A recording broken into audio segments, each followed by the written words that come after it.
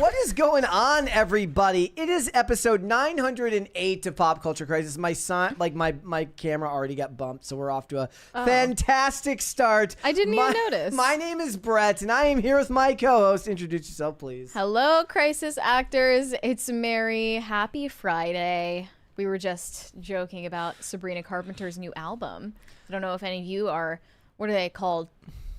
The Carpenters? Is that what they're called? Sabrinators? Olivia, I saw Olivia in the chat. She's a fan of Sabrina Carpenter. Do they have if you a name? could tell us what the fans of Sabrina Carpenter are called, it would be beneficial. Because they've got, the Swifties, the Arianators, Okay. the Selenators for Selena Gomez. What do you call a Tate McRae fan? You got the Booners for Benson Boone. And the McRacists. McRacists, and then for Addison Rae, it's the Rays of Sunshine, which she just made up so that they wouldn't call themselves racists. They should have been the... Yeah. Booners is really something. She could start a band called Addison's Disease, because that's an actual illness. I think none of these pop stars make up enough star power all on their own. So Sabrina Carpenter and Addison Rae and maybe Tate McRae should just form up a girl group of 3 and bring that back, because all the girl groups are Korean. That's true. We don't have the Pussycat Dolls of current year. No, they all came out later on and complained about how they weren't paid enough. And that seems to be a common through line with all the boy bands, girl bands. They all hated each other, and they weren't able to even get along long enough to take the photo shoot for their first album cover. That makes it better. They all hated Nicole, even though obviously Nicole was the star, and Nicole knew she was the star, and they hated her for it. She was always front and center. She had the best vocals. I mean, is that what they said? Is that what Destiny's Child said about Beyonce? Because her dad was like a music producer, and was she always the standout? She thinks she was always considered the standout, right? Like Kelly Rowland. She has some good songs. What were they called? Right. Pretty Girl Rock, maybe. Right. Or was that Carrie Hilson? One of those two. I forgot Carrie Hilson was part of that too. Yeah, both of those two ladies didn't quite reach Beyonce levels of fame. But to be fair, they didn't marry Jay-Z. So. Right. Guys, you should hit the like button on this video, and you should subscribe to the channel if you are new here and you have not subscribed here yet already with an intro conversation like that. How have you waited so long to subscribe to the channel? We have a 20 there. Oh, yeah, I forgot to read that one. We got it from Corey Anderson. Justice for Mocha, now and forever. This came up because people, I think Corey asked in the chat before the show if Mocha was going to be at the wedding, and I said no. To be the flower cat? The flower cat, yeah. No, none of the cats are going to be present. No, there will be no cats. There will be no cats. That would be a little bit much. Because then every time you look back at the photos from your wedding, you're going to, no offense, but decades later, you're going to be like, R.I.P., so that wouldn't be the vibe. Guys, hit the like button, like I said. Subscribe. Again, I have to say it all the time now. You have to hit the like button because I'm checking those likes now after every episode. I'm making sure we're getting those likes up on this channel. It tells the algorithm that you like what you're watching, and it will subscribe. It will send more stuff to you. So what are we talking about today? We got a bunch of stuff to get into, one of which is Bella Ramsey, who has been quoted from a recent audio podcast appearance, basically saying, if you don't like The Last of Us, you don't have to watch it. You can play the game, and everybody's mad at her. I don't really get it in this context. I've seen much worse from celebrities, but we'll get into the whole discussion. We'll talk about it. It's certainly the most interesting thing to talk about since nobody actually cares about The Last of Us Season 2 since it finished, right? So we're going to discuss it. We are also going to talk about there is a new cadre of women who are saying that men like Travis Kelce are who you should be following if you want to take a good example on how to interact with the women in your life, right? Yeah. So I feel like there are multiple different narratives collapsing into one another around this Taylor Swift engagement news. And some of it is valid. Other parts of it, I think, are abhorrent, cringy, and dishonest, and honestly quite feminist. So we're going to take down that narrative. Yeah, that was the video we watched was crazy. Like, you have to support women and be more like Travis because he's such a male feminist. Not really, but we're gonna talk about it. We're also gonna talk about this this woman who wants to live a child-free life at the brewery. This is my favorite story mainly because we live by so many. There are so many breweries around here. I mean, they're pretty common in general. And what I didn't realize is what I learned from this woman is she just wants to drink herself to death at the brewery and be able to do so. Mm-hmm. And given what we talked about with dogs the other day, what we've learned is that, she would have been much happier drinking herself to death in the presence of a dog that wasn't hers rather than a child that wasn't hers. The dog people are so mad at me on Instagram right now because I just posted a video about my hot take. What? And it's even more unhinged than the responses I was getting on the tweet. What'd they say? They're like, you aren't capable of loving anything. You're a sociopath. Like, how dare you? I just, like... You're like, calm down. I feel like they are proving my point. There's a fly in the studio that has just been on a one-fly terror campaign. Oh, but it's like us. Every time that you kill one of them, somehow a new one reappears 2 seconds later. It's so awful. What's the point? Yeah, it's awful. We got that. We got a bunch of other stuff. You ready to go? We can just get started. Yeah, let's go. Let's go for it. Okay, so Sabrina Carpenter's new album called Man-Child finally came out at midnight last night, and I'm already bored. The run-up to this album release was about all of the album covers and how offensive they are and how it's objectifying and degrading and blah, blah, blah, blah, blah. The entire concept behind the album is that Sabrina is playing off of this imagery where she's a dog being led around on a leash. She's biting a Frisbee. I'm just tired of her whole shtick, which is, to be very concise and clear, horny misandry. That's what it is. It's, I hate men, but I also want to sleep with men. Oh no, what do I do? Like, that's the entire thing. And that was maybe not of all the music, but at least of the packaged image. That's what it is. I mean, I have not listened to this album in its entirety yet. I listened to about half of it last night before I got so bored. It all just sounds the same. Isn't it called Man's Best Friend? Manchild was the song. Sorry, not right. Manchild. Yeah, Man's Best Friend. But it all sounds the same, and the imagery and a lot of the lyrics definitely harp on that idea that she is somehow at once a man-hating feminist, but also is desperate for male attention at all times. I don't have any thoughts on I listened to 2 of the songs. Given my inability to hear well, I very rarely pay close attention to the lyrics of songs, so I don't really have anything to say in that context. I do think that a lot of it, sound-wise, doesn't appeal to me. Just her vocal tenor, the style of music she makes. Again, I'm a dude. Maybe this is just because this is just like this. It just doesn't appeal to me. And she pretends to have a country accent. Like, that's the entire thing. It's just so bland. She has done a good job of courting the right type of micro controversy in her space to build up the image that she has. There was this video clip from CBS Morning. Sabrina has issued a public service announcement to the Pearl Clutchers that this isn't for you. Here we go. I always say, you don't have to like what I do. I think there's this weird misconception that every artist has to check every box for everyone to like everything about them. It's never been that way. Yeah. It's never gonna be. So I'm okay if Tommy from Arkansas doesn't like what I do. Yeah. Okay. Again, I would be intellectually inconsistent if I had a problem with her saying that, but then defended Bella Ramsey later. So I don't inherently have a problem with her saying that. That is absolutely true, in that one of the problems with art today is they try to mass produce stuff that's appealing to... It's more of an issue in movies, in television, where they try to mass produce something that appeals to everyone, and when you try to do that, it appeals to no one. Think of what they did with, like, The Rise of Skywalker in... like the last Star Wars movie, where they tried to make the Reylos happy. They tried to make the classic fans happy. And in doing so, they made absolutely nobody happy. So she's right about that. I don't think that criticism actually holds up to music, which is like, they're being critical of the image that's being portrayed around the music.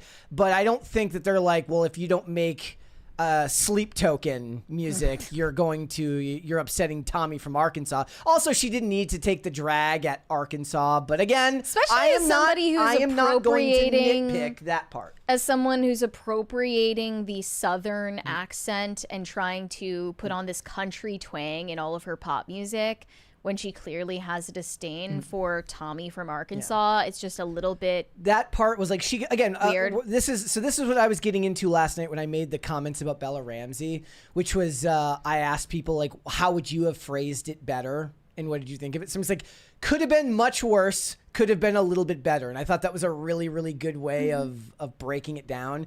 In this case, if she had left out Tommy from Arkansas, I think it would have been a perfectly acceptable statement, but the average person in middle America doesn't always like being the punching bag of coastal elitists who want to dunk on them because they feel like their art is so highbrow or so intellectual that Tommy from Arkansas can't understand it. She also said, less eloquently, I think the Pearl Clutchers can listen to an album like this in their own solitude and find something they can smirk and chuckle to themselves.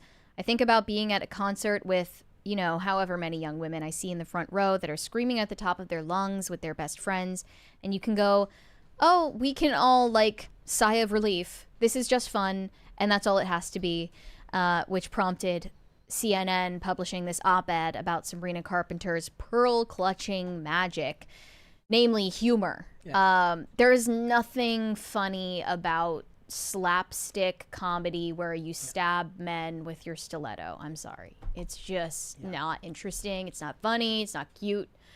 And it's not even offensive. and besides that, she's talking about how, like, she's like, oh, look who's offended. Are you triggered, conservatives? No one's triggered that, you know, for instance, you had a drag queen in your music video for Tears. This was the music video she released last night. She had Coleman Domingo starring in her music video alongside her in drag. It's 2025. It's not 2018 anymore. It's not even 2020 anymore. Like, this is so uninteresting. And again, I'll stress, not even offensive, just boring. Coleman Domingo followed it up with, about to break the internet, protect all the dolls. Yeah. Meaning the dolls is the trans community, the men who think they're chicks. Here were a couple of lyrics that she included on the album. Just thought they were interesting. In the track Never Getting Laid, she says, abstinence is just a state of mind. And then in another lyric on Tears, she says, a little respect for women can get you very far. I should explain the concept of Tears is that it's not about crying. It's about a different fluid that comes out of your body somewhere else. Does that follow? Don't need to go into any more detail there. And there is now a trope that in all of her music videos, she has to kill a man violently. And that was a skit that they referenced at the end of the Tears music video where the guy is like pleading with her, and then she flings her stiletto into his chest and he dies, falls to the ground. She has to kill her love interest in every video. Yeah. I mean, again, I'm a dude, so none of this. Or not love interests. If you look at the Birds of a Feather, Light as a Feather video, she was killing just random bystanders. Look at the Tears logo there. Yes. You can see, obviously, the A was shaped to look like vaguely a woman's legs spread open. No way. It looks like the Avatar Way of Water logo. It was supposed to be a reference to the lyric about tears running down her thighs. I just look. I fully understand that I'm a dude, so none of this interests me. It's if there was one, I would rather deal with the most awful of leftists, like political leftists on the internet, than deal with Stan Twitter. Somehow that's more edifying to me than dealing with people, talking about mothering and this and that. It's just I have no interest in Mother it. Is mothering. And I fully understand that this isn't for me, so it doesn't really bother me. Okay, well, It is for me. Yes, it is. and I don't like theoretically, it. theoretically, you're the target Yeah. audience. I mean, I guess not really, because you may not be Tommy from Arkansas, but you're conservative. So therefore, it's are you offended conservative? I suppose. But if we're just going by demographics, Yes. she is trying to gain support from young Gen Z women, and she is one of them. Yeah.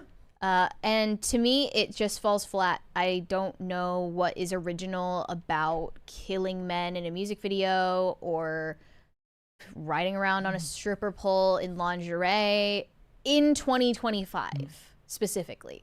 Now that has all been done so many times. The joke I always make is that Cardi B and such artists make music for women to listen to in the car and make themselves feel cool. I guess this is for the more art house demographic of women to sing in their car and make themselves feel cool. It's like, tell me something I don't know. There's a right? 20 there from 420 Funny. Let me find that. Mary, as someone who has a dog and cats in the house, kids' pets, much prefer the cat. I've never had a cat, so get so worked up over something it tardedly pees. That said, can't wait until all pets are gone and not replacing them. I completely sympathize with your take. There you go. Well, thank you for backing me up. But yeah, I feel like we should be holding her to the standard of an artist, not a fashion model or an influencer. And this isn't an original artistic output. It's derivative as hell. At her level of success, her level of career, I mean, very little of what you're seeing is maybe she has input, but for the most part, she's a prepackaged product.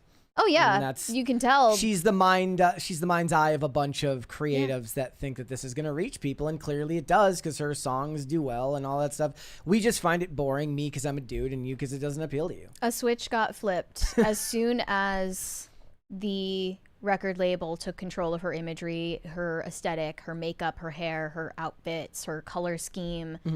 When she was basically looking like a normal girl instead of a drag queen, no one cared about her. She was a total flop. Nobody paid attention to her whatsoever. Well, I mean, that's she only reached that's a success when she question did to shit ask. like this. That's a question to ask because that's the same path that happened to Chappell Roan, from what I understand, which is that she's a talented musician who looked normal and nobody cared. And as soon as you entered this aesthetic, it's because pop music has become, the purview of this type of audience. And so, I mean, I just see that as good capitalism. It's not for me, but they found a market. They know exactly how to attack that market and sell you it. So yeah. All right. Well, let's move on. We've got more to get into. Is this one more? Is this a better story? Less depressing? I think it's more positive. Yeah, I think so too. Let's move on. Yeah. So the showrunners of Amazon's The Summer I Turned Pretty have now issued a statement to their fan base to stop sending hate and death threats to the cast members simply for the things that their characters do and say in the show. Because, as I've said before multiple times, people just don't make the distinction between fiction and reality. They're going to see a character on a TV show do something they don't like and then DM the actor saying, F you, why did you do that? Yep. Because they just have no, they've suspended disbelief too hard. So it's especially Gavin Casalegno who is getting a lot of this hate. He plays Jeremiah Fisher in the show, and he also was, if you don't recall, the face of the eugenics Dunkin' Donuts campaign. Also, you know whose fault this is? It's the fault of people like me. And I'll tell you why.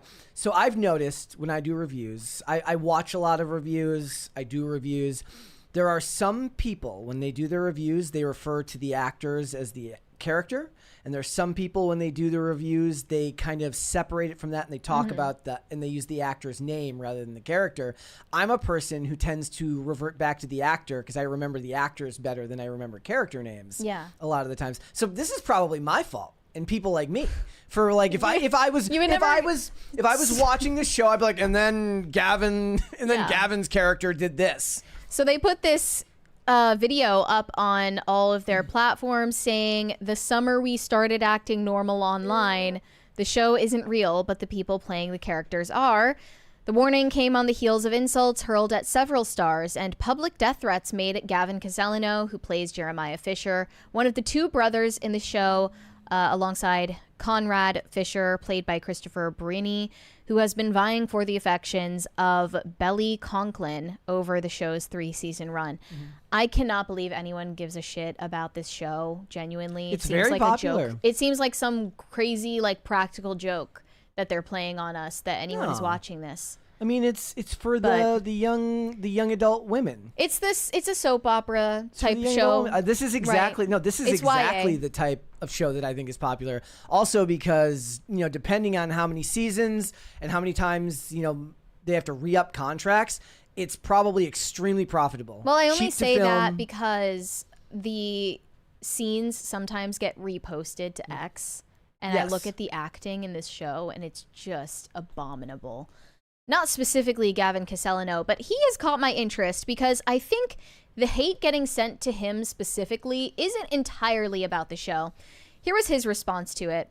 They tend to dislike him, referring to his character. I don't check Instagram anymore, so I really haven't seen that much hate. He says he sees the memes that his sister sends to him. I think it's important to understand and realize this is a fictional story and it's not me. I don't think there's a single human being in the world who can carry the emotional negativity to the degree that stuff like this happens. And that's why Amazon did a good job of stepping in and being like, hey, no bullying, though not really going so well. So the first response I saw to the Amazon post said, we don't give an F. Gavin Casalegno, ugly, can't act, conservative, deserves to forever be jobless. Okay, so here's the thing. This comes up anytime when the actor is the opposite of this, which is they're like, stop bullying the actors. And my advice for him would be the same as the advice I would give the liberal actors who then complain when conservatives don't like the stuff they make and they say that they're getting bullied. This is a job. You have picked a very specific career that has a lot of upsides, and the downsides probably have a corresponding level, right? So if you want the Dunkin' Donuts ads and you want the money and the fame and the social media followers that come with a charmed life, this is a specific type of career that's going to have a corresponding downside, especially with, you know, given your age, the genre of work you're being put into, which is rabid fans. So, you know, the only way this could be worse is if it was like video game adaptation fans or comic book fans who are going to have very specific ideas about what their characters should be. In this genre, they're going to have very specific ideas about what their actors should be. Well, but apropos to the image you're showing on screen right now, I don't think that most of the hate is motivated by the actions of his character in the show. I think it mostly has to do with the fact that Gavin Casalegno is an outspoken Christian and presumed conservative, although he's never spoken about politics publicly. A lot of the tweets that were tearing him apart are calling him conservative. It kind of reminded me of the backlash that Joshua Bassett received for talking about his faith, mainly in acceptance speech at the Kids' Choice Awards. He was on Stuck in the Middle on Disney Channel and is one of the ex-boyfriends of both Olivia Rodrigo and Sabrina Carpenter. But his claim to fame nowadays is that he's a former Disney kid who started talking about his faith very consistently, and then people pretty much just stopped supporting his work. And Gavin Casalegno, on the other hand, seems to be having a thriving career and talking about his faith on a consistent basis. How old is he? I believe he's 25. He's also married. Gavin is married as of November last year. He might to have a nurse. She's just a normal person, not an actress, just a nurse. Given the cultural vibe shift, he might have like just hit the tail end of all of that, and at a point where he'll be able to do that and carve out a career for himself without it being as big of a deal as it would have been 15 years ago to talk openly about your faith. 5. Yeah, I agree. It's telling that he's married to someone outside of his industry, it is. Or that he's married at 25 at all, for sure.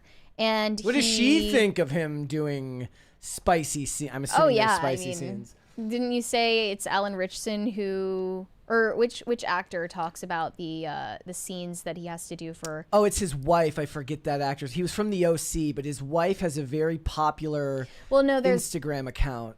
I think it was Alan Richson talking about the sex scenes that he does for Reacher. and how that doesn't conflict with him being a Christian. Maybe. But people are going to, he's only making a video like that to clarify because people have criticized it. Yeah. And once you're outspoken about your faith, like that opens you up to a whole new can of criticisms. But I mean, this it's like is Neil, a quote Neil from McDonough talking about how he won't do those types of scenes. He's seen as the outsider, even from people within the faith who act. This is a quote from Gavin Casalegno. You can't just be a lukewarm Christian. God wants all of you, not just the Sunday version. There are several videos of him in interviews talking about his faith. This next one is on a red carpet, and he talks about how his confidence comes from God. And interestingly, they frame this as defying Hollywood's anti-God agenda. What makes you confident? What makes me confident? My identity. Your identity? Yep. What is it about your identity that speaks to you? It's who God says I am. And I don't believe what anyone else says about me. I just believe what God says about me. You seem to have expressing yourself very easy. Say again? And then in this next one, he makes videos just like in his car on TikTok talking about scripture, and people are loving it. Like, it has really good viewership. Interesting. Hello, everybody. Okay, I have a word from the Lord, and I'm going to read some scripture to you, and we're going to love He has like the Ready? quintessential Ready? Go. Zoomer haircut too. 1 John 5, 14 through 15. And this is the confidence that we have toward him, the Lord, that if we ask anything according to his will, he hears us. And if we know that he hears us in whatever we ask, we know that we have the request that we ask of him. So I feel like people in their prayer life aren't praying like they're being heard. They're praying like it's a job or something that they should do or something that is required of them because they're a Christian. And I feel like that's so false, and it's Wow. Okay, wait. there's Pause here. I want to go over some of the comments that were left about his quote where he talks about being a lukewarm Christian from Christians. Here's one. Respectfully, Gavin, as a Christian, you must have standards in your life and work. Say no to things written in the script that go against Christian values. You're witnesses in your work, too. I have no idea what they're talking about because I haven't watched The Summer I Turned Pretty, and I never will, but I assume that they're referring to physical scenes or maybe foul language. I don't know. A lot of people criticizing him, like Christians criticizing him. They love to do that on the internet. Oh, and a lot of people agreeing with him on like just the quote, but saying like team the other guy, team Like- Conrad. Like, look, if you're somebody who's not... Oh, shit. Okay. Wait a minute. I don't know what this is, if this is from the Amazon show or something else, a different project, but this is the comment I just came across. Love this, but you kissed another man on a TV show for money. This is a complete contradiction to what you're saying about being a lukewarm Christian. Please don't mislead your fans into thinking that they can do the same things that go against God's word if, for example, their jobs ask them to.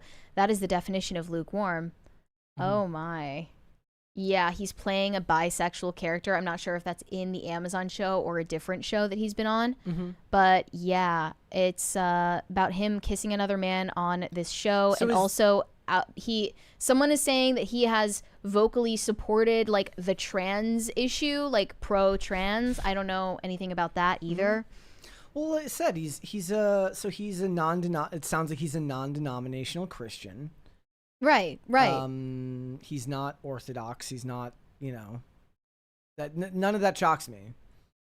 I don't think that just him being Christian is like somehow proof that he is like socially conservative. That's obviously No, Alan Richardson. there are so many people who Richardson is don't proof fit of into that. that Like, it's like- category. So look, also for people who are not hostile to religion but are not religious, it's oftentimes a huge turnoff to them to like go online and see the purity testing that's going on between Christians on the internet. You're like, why would I want to get involved in this? Everyone's just going to tell me I'm not good enough for it anyways. I'm not saying that that's fair or accurate or that's even a reason to not do it. I'm just saying that for a person who doesn't have that faith yet, hasn't felt that calling, they're going to be like, this is just another thing for people to fight with me about. I don't want to do that. I think people are afraid of being turned away for their past, not their present. Because if they're, I mean, here's the thing. I agree with you that it's like not a good look from the Christian PR standpoint to criticize this guy, but at the same time, I'm not even thinking of him. I'm thinking of just like what you see online. He's a public figure. He's a public figure in a massive way, and he's taken on a huge responsibility by being outspoken on his faith, by, you know, talking about and interpreting scripture on TikTok to a bunch of young people. Of course, it matters that he doesn't take jobs that require him to do things that are objectively forbidden in the Christian faith. Like. And he should be called out for that. So what other option do you have? Do you have to just turn a blind eye to it and move on for the sake of Christians looking non-judgmental? Like, I don't know if that's really what we're after anymore. Like, from a Christian perspective, I don't think that we're really interested in seeming anything anymore. Seeming tolerant and non-judgmental isn't even cool anymore. Like, I think that young people are looking for authority and clarity. Ethan Miller in the chat says non-religious people purity test Christians even though they don't know what Christians believe. Yes, I agree. That's why I said people who are not hostile to Christianity in any way who go through that. I know it's the fly is the worst. Yes, you're going to be, what I've noticed is that for those of you who are Christian, you know, people who are not are going to constantly try to throw that back in your face and use it against you in some way, shape, or form. That's not what I'm talking about. I'm talking about if you're someone like me who, you know, is around those who have faith every day and is certainly feel no ill will towards any of them, and sees the utility in religion very much so, but simply hasn't felt that calling yet himself. There's something difficult about the fact that people are sitting there arguing about politics. They're arguing, like, it's almost worse to me, like when they're arguing about like sports and stuff like that. At least then it's like so inconsequential, it doesn't matter. But there is no aspect of life anymore, whether it's whatever sports you like, whether it's politics, whether it's religion, anything. You can't do any of it without having somebody telling you you're wrong. Now, part of that is simply because we live in an age now where you're sharing your thoughts and feelings like he is here with a bunch of people who don't see you as a human being. They see you as a face on a screen. They don't have any of the personal experience with you to give you grace when they disagree with you. They just want to tell you you're wrong. They just want to tell you that you're not living up to what you're preaching. Whereas if he was to say this to maybe a fellow Christian, you know, at the church he goes to, maybe that person approaches the hard questions about what he does for work differently, or more likely than not, he doesn't approach it at all because he puts his friendship with that person above his own interpretation of how he's living his faith. I think that he still has plenty of time to reflect on it and what it means and the power that he holds as someone that's influential in the culture, and it's not anything to be like existentially worried about, but it's good that he feels comfortable talking about his faith online and that it's not from what it seems hurting his career. Yeah, that's a good sign. That would be hopeful. All right, what would you like to see, cringe or cute of the day? Let's see. Cute first. Okay, like I gotta make sure I even have one here. Like, hold please. Do you have the cringe? I do have the cringe. Okay, let's look at the cringe then. If you don't know, no, I got a cute of the day here. We're good. Okay, here we go. This one's from Dead Man. Oh my gosh, this fly is just going to drive me nuts. It's doing the same to me. I'm waiting for it to like attack. It doesn't even attack. It's just like, hi, I just want to be close to your eyeballs. Okay, sorry. This is insane. Okay. Raya has played herself out and needs a rest. She's named after the dating app? R-Y or R-H-Y-A-H. Oh, okay. Not Is that exactly. pronounced differently? No, yeah. That's that's very the cute That's cat. the other thing like that. So I'd be giving up on names. Like when I'm reading a name for an actor, like I'm just not going to go look it up. Like I was joking with people in the chat earlier who still get Godot wrong, but it's like it's Godot. There's like names where I'm just like, bro, that's like 12 letters long. I'm not looking that up. I'm not doing that. Well, you get enough practice and you can pretty safely guess how it's pronounced. Even then, I'm not good at it. Like it's like the one thing that's changed about me when I'm doing my job now is like when I'm watching like an interviewer and they read the name, I'm like, I wonder if they had to read that like 10 times before the show. Probably. Yeah. It was actually kind of annoying when people called Rachel Zegler Ziegler. Ziegler. It was not Ziegler. Yeah. There was a character in Terminalist Dark Wolf, and the name is spelled Eliza, but I don't even remember how they pronounce it. But it certainly wasn't Eliza, which is what it looks like. Eliza? Eliza? It might have been that. Whatever it was, that's dumb. Whatever. It's short for Elizabeth. Well, no, it was. I think the character was Israeli, so maybe it's pronounced differently there. Like they pronounce, like they don't. Do you mean say, Elisha? That might have been what it was. Then it wouldn't be spelled with a Z. Well, in the show they spelled it with a Z. In the closed captions they spelled it with a Z. And I'm like, yeah, okay. By the way, guys, I will have a Terminal List Dark Wolf episodes 1 through 3 review up at 8 p.m. tonight. You should tune in. I finally reined myself in and didn't talk for 25 minutes. I got it down to 10 minutes. I was very proud of myself. You guys can watch it and listen to me breathing in the background. Probably. Okay. All right. This is a Gavin Newsom cringe, and man, it's like, why do you even put yourself in this position where this can happen to you? So who the hell is Kara Swisher? Because this looks like that dude who's trying to live forever. It is not Brian Johnson. I don't know who this person is, but she was interviewing Gavin Newsom and asked him what his favorite Taylor Swift song was. Most and importantly, bro couldn't name one. You think about Taylor Swift and Travis Kelce's engagement? I think it's a great thing. I want her to be happy. She seems like a lovely person, and he's the real deal. I have deep respect for him. So, you know what? We need more. The music is taking me out right now. It's so bad. the fucking waiting room hospital music. It's like your hold music. No, it's not even. It's the pharmacy, or it's the drug. It's like the prescription drug ad music. Need a little bit of happiness, so we can all use a little bit of that, a little bit of love. That's true. We can move on if you tell me your favorite song of hers. I like all of her new songs from the old. I hate you so much for making pictures from the old catalog. So this proving I'm a Swiftie. The old catalog. I like the old catalog, but I like all the new versions, Taylor versions. So that's how comprehensive my respect for her and love is. He's such a good politician. Bro, just he pivoted. say blank space. Okay, say anything. I hate you for making me watch that. That was awful. And the podcast host is liking comments that are making fun of him now. Like, if you don't know a Taylor Swift song, don't lie. And look who the top comment is. Spencer Pratt, who hates him because of all the stuff going on in the Palisades. No, yeah, Spencer Pratt he made a video about this. That's how I found out it happened. Like, bro, you can just say that she seems like a nice girl, but I don't listen to her music. Like, it's not that big of a deal, but he has to be such a That's the panderer! politician. The ha ha ha, the universal sign of like airing out to find an answer, of like the long laughter. Prove that I'm a Swiftie. Also, he kind of sounds like RFK. What's that about? All right, that was horrible. Let's get started. It's been a minute since the premiere of The Last of Us Season 2 concluded, but Bella Ramsey is still doing press, and she was recently asked for her official response to the critics of Season 2. Obviously, this is the season where we say goodbye to Pedro Pascal, to Joel, his character. He is brutally murdered. If you don't know that already, I don't know what to tell you. That's not a spoiler. But here is what she said. This was on an appearance on a podcast called The Awardist. And, of course, it's an hour-long interview. This is the only part that got any attention whatsoever. But here's what she said. She admitted that she doesn't go digging for online reactions, but here's her stance.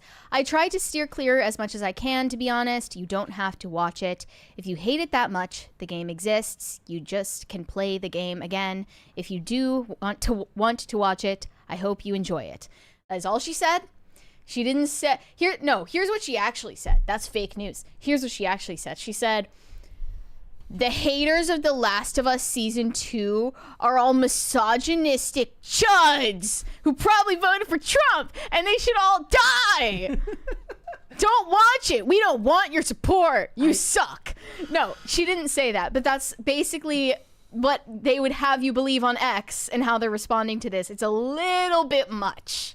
I didn't see anything wrong with the statement. One of the replies said, telling people not to watch the show. Real smart.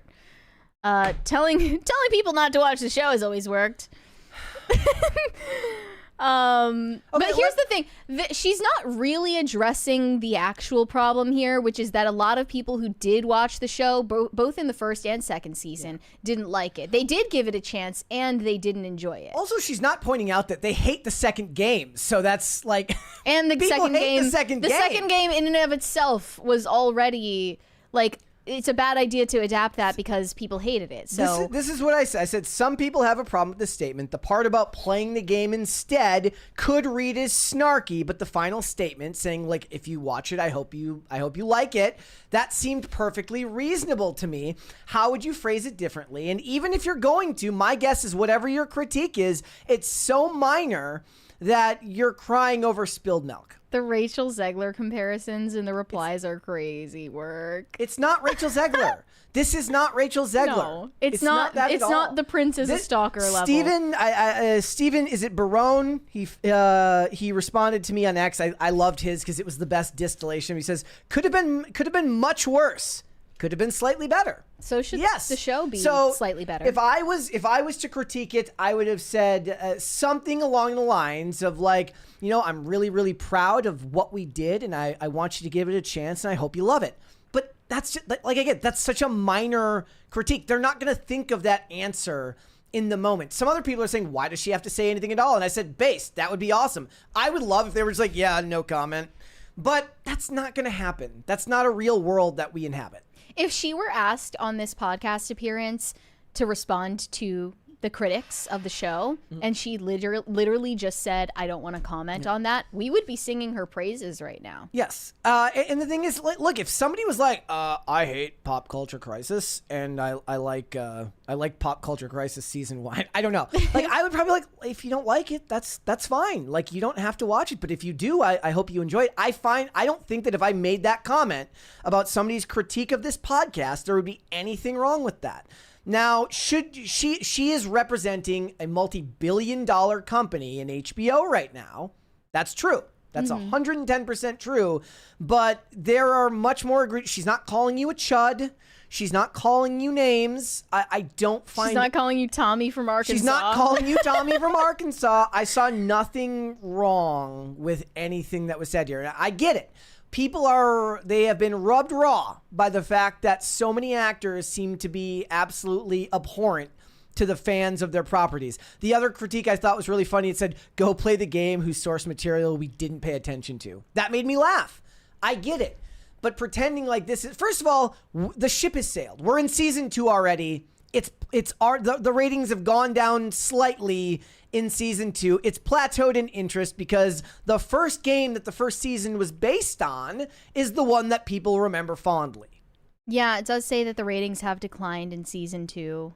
It's still extremely popular and acclaimed success, but according to Nielsen ratings, the 7-episode second season has been softer in ratings overall. Hold, please. Thank you. Wow. 7 episodes in a season is a joke, by the way. 7? Like, we went from 12 down to 10, down to 8. Now they're not even getting 8 episodes out. I know. Dark Wolf is also 7 episodes from what I've seen. Crazy. So the other thing that this could be compared to was like back in the bad old days of like the comics in like 2018. You know, there would be like the comic creators who would say, if you don't like my politics, don't buy my books. This is not that. Mm-hmm. She's saying if you don't like, it would be funny if she says, if you don't like it, you should watch it anyway and suffer. Well, she also didn't say don't watch it. She said you don't have to watch it. And I don't know. It's not that big of a deal. One of the responses said, since when did people become so fragile about criticism? Like, how is she acting fragile about the criticism? She's annoying as hell. Are you expecting her to grovel? We've talked about things that she's said before that are super annoying. She's a major climate freak. Yep. She hates Trump. She's identifies as non-binary and uses they/them pronouns, etc., etc. But this is not one of those moments. Yeah, it's just not. It's not. Here's another one. I strictly watch just for a good laugh. Another woke psyop to destroy Western culture. Real response, by the way. Like, that's a real thing that someone typed out and posted. The Last of Us season 2 is a woke psyop to destroy Western culture. Woke, maybe. It's okay. There are definitely woke moments. There were also woke moments in season 1, yes. which we talked about. I'm gonna be a dad. It's a little dramatic, though. You're being dramatic. A psyop to destroy Western culture. I don't know. Look. I would probably say maybe the best thing that I can do, the fairest I can be, is to put myself in her shoes. And if we were doing an interview with, I don't know who interviews pop culture podcasters, but if somebody was like, what about the people that they don't like your show? I'd be like, look, if you don't like it, that's perfectly fine. I'm sure there's other podcasts out there that are more suitable to your tastes, but if you watch it, I hope you enjoy it. I don't think that there was anything rude about this. I don't think there was anything bad about this. If somebody wants to write out, I would like anybody in the chat to write out to me what you believe to be the gold standard of responses. That would be the absolute, she hits every note, she gets it all right, and what you believe that would look like. Because I would be interested to know. Okay. Can I be brutally honest, though? Yes. I agree with the people who were saying the executives and the casting directors and the marketing people, like all these people who are behind the scenes, who don't have to answer questions like this, they're cruel for putting Bella Ramsey in this position, and it's because of her looks, honestly. I just think that it's cruel to make someone a lead actress in anything who looks like this. She is not attractive, and that is a huge reason why she gets so much hate. I'm just going to be honest. Like, people are mean to her because she's ugly, and I'm not saying that's okay, but that is definitely a huge piece of this. Do you agree? Yeah. I think people are mean to her because of her looks. I do. Because first of all, she doesn't look like the character she's playing. If you were to look for someone who resembles the character in the games, but also she's unattractive. So there are a lot of people, I think, that are being especially mean to her just because she's ugly. Okay. I mean, that could be on them. I think that her other comments don't help either. The climate change stuff, all that stuff. So Mike in the chat says he gave his version. He says, thanks for watching. Sorry you didn't enjoy it. Again, she's on an interview. You're not going to land 10 out of 10 every time and get it perfect. And that is something we do. And there are actors who have done far worse as far as turning the fan base off their work. When we talk about a Rachel Zegler, or we talk about the comments that were pulled, from Brie Larson from that award show, and she says, I don't need to know what a 40-year-old man thinks about A Wrinkle in Time. It wasn't made for him. Like, that is ripe for mocking. Okay? Mm-hmm. And that's fine. They're actors. It's their job to put up with the bullshit that they get in response to things that they say, much like we were talking about with the kid from The Summer I Turned Pretty. It's what you signed up for. But if this is like the bare basement of where we are now, of complaining about actors saying this type of stuff, I don't think it's much of anything at all. Yeah. My personal opinion. I don't think anyone even knows about her comments about like Trump or anything else. They really just, most of the hate that I've seen her receive is, first of all, because she's non-binary, which is dumb, and for the most part, it's because of her looks. John F. Trent left a comment on mine. He says her statement was fantastic and everyone should take her advice and not watch this show anymore. She didn't say you shouldn't watch the show in general. She says if you don't like it, which means it's predisposing to the fact that you've already tried it and don't like it. Yeah, I guess she could have like added something. I love John F. Trent though. That was hilarious. He hit the nail on the head as far as the satire and the commentary. But like the idea is like she's supposed to be like, but we'll try harder in season 3 and stay tuned. I guess she could have done that. But again, like you're at your Monday morning quarterbacking such a small statement. Yeah, that an hour-long conversation. Yeah, that was cherry-picked. All right, let's go to Super Chats. Shane H. Wilder said, happy Friday, Brett and Mary. The long walk having a screening where everyone has to walk on a treadmill at 3 miles per hour will certainly keep out the fatties. I saw that. I would definitely go to that. What is that? It's what is it, a movie or whatever? I saw that today, that it was like it's good. Is it a max of 3 miles an hour, or is it start at 3 miles an hour and I can make it more? This is a movie? It's a movie. About I don't know. Walking? Yeah, I'm assuming more than that. Okay. Badump Bash said, regarding the previous super chat, I need to walk on my own treadmill since I have a 2-week vacation. Thanks for the reminder, Shane. Why would you need to walk on a treadmill during your vacation? Before your vacation? I'm confused. Corey Anderson said, being a real crisis actor is expensive. What does that mean? Not really. You're still a crisis actor even if you don't Even super if you've chat. never super chatted, you never have to worry about that. Let's do one more. Shane H. Wilder said, you're telling me, Corey, with all the memes I've done, the PC is on its last leg. I'm getting a new one this weekend before the old one gives up the ghost. Yeah. You're a real one for that. Thank you. Let's hold off on the rest. We will come back. Let's move on. I have been inundated with so much Travis Kelce, Taylor Swift, brain rot think pieces, and I just need to get my thoughts out. So there are several theories as to what this means for dating culture in general, only one of which I actually agree with. The one that we brought up earlier this week is that this proposal is being seen as a rebuke of the forever boyfriend archetype. I agree with that analysis. I explained why, and we'll get to that in a second. But what I don't like is that Travis Kelce and others, including Kelsey Ballerina's boyfriend, Chase Stokes, and Lana Del Rey's husband, Jeremy Dufresne, they're being lauded as like the ultimate example and teacher for how men ought to act in relationships. They are the gold standard, and they have now set the tone. If you don't reach these standards for how you behave when dating or in marriage, you're a failure of a man. And all of the discourse is basically, why can't you be more like Travis? Yeah. And I'm like, I don't know, why can't you be more like Taylor? Like, you're not that person, so why would you expect the same exact dynamic? Here is a TikTok from a woman named Jordan Canova who captions it, fellas, take notes. Here's what she said. Let's talk about Chase Stokes and Travis Kelce for a second, because what they're showing men is actually really cool.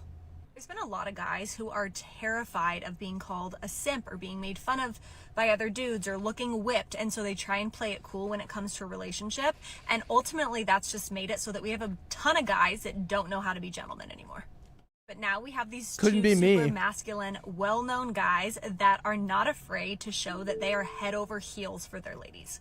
Both of them have pursued their women, both publicly and privately. They show up and support their ladies. They aren't afraid to look goofy as they're singing love songs at the top of their lungs at their concerts. They're just showing what it's like to actually show up and support and care for your lady. Now, there are tons of amazing men that are going above and beyond for their partners every single day. And I know that because I have one of them. I know a lot of really amazing stand-up guys. He's literally outside the car right now cheering her on as she makes this TikTok. Yeah. There's also a lot of women that have just lost hope in the fact that there's not a lot of gentlemen out there anymore. And that's why I think it's so cool that you have all the publicity and paparazzi surrounding these two guys that are showing you that it is really cool to care about your woman. It is cool to pursue her. It is cool to care. It is cool to show up for her. It's cool to care about the things that she's interested in. I'm just really hopeful that this is going to turn a whole lot of guys that are watching this and flip their thought process so that they can actually start treating women the way that we all deserve to be treated. The way we all deserve to be treated, all of us, because we're all queens. We're all deserving of being treated like royalty. Okay, this is obnoxious and detached from reality. Here's the thing. Taylor Swift is a billionaire and arguably the most famous woman on the planet. She has reached an echelon of fame that is like global and historical. She will be remembered for generations. Any man that she dates or marries is likely going to be a sidekick. That's just how he's going to be seen, treated, and talked about. Unless she married a dude who's worth more. But yeah. Even then, she's more famous than Jeff Bezos. Like, it's just on the matter of fame. any guy that she marries is going to be considered to be her sidekick. He's a sideshow. He's a supporting actor. That makes her exceptional and not something that you should model your relationship after. And she's basically saying Travis Kelce being such a romantic goofball, basically, you know, hanging out on the sidelines with his foam finger for Taylor, is supposed to teach men across society, across all socioeconomic strata, this is how you're supposed to behave in relationships. And by the way, that has nothing to do with being a gentleman. That's all about asking men to be cheerleaders. Not leaders, cheerleaders. Yeah. Yeah. We want men to be leaders, but cheerleaders specifically.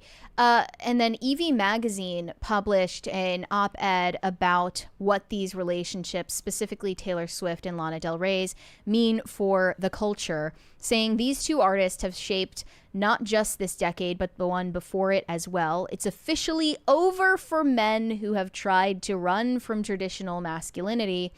The op-ed is titled, "Twinks Are Out. Here's why hunky men are back in demand. The reign of the soft boy is over. Masculine men are officially back in style." And I'm sorry, but just to say nothing of Travis Kelce, Jeremy Dufresne is not what any Gen Z woman thinks of as a hunky guy. Just that on its surface. So is your critique of that insane. That's the perspective coming from millennials, like a Perhaps, millennial woman? Perhaps. So in this opinion piece, they are talking about the reign of people like Harry Styles and Jacob Elordi, the baby girl energy trend, where women were finding this soft boy aesthetic appealing. And now that they see these examples that are getting so much publicity of women who are with more traditionally masculine men, their tastes are going to change. Even if that argument is true and that there is a greater demand for masculine men, a greater demand does not equal a greater supply. A greater demand for masculine men doesn't make a greater supply of masculine men. There's a 20 there.